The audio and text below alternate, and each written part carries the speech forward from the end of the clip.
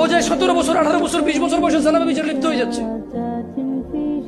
কিন্তু ও যদি আল্লাহকে ভয় পেত আর শারীরিক চাহিদার জন্য আল্লাহর কাছে বলতো, আল্লাহ আমাকে ধৈর্য দাও, আমি রোজা রাখতেছি, আমাকে সাহায্য করো, আমাকে তৌফিক দাও, আমাকে উত্তীর্ণ করো, বিবাহ পর্যন্ত আমাকে তৌফিক দাও।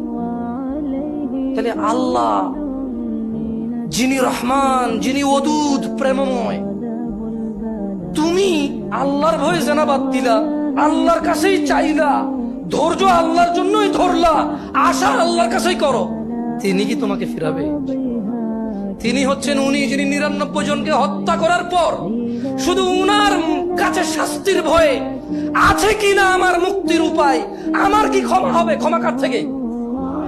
তাহলে ওই যে বনি ইসরায়েলের ঘটনা, ও 99টা মানুষকে মারার পর কার কাছে ক্ষমার জন্য? ক্ষমা হবে কিনা ব্যাকুল হয়ে গেছে। কার কাছের জন্য? আল্লাহ থেকে। ওকে যাদেরকে মেরে ফেলছে তাদের কাছের জন্য।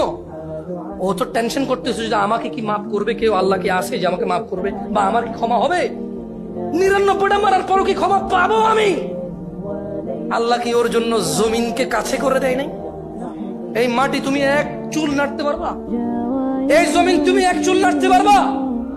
ভাই আমার, তুমি কি বনি ইসরায়েলের ওই 99 জন হত্যাকারীর চাইতে নিজেকে খারাপ মনে করো?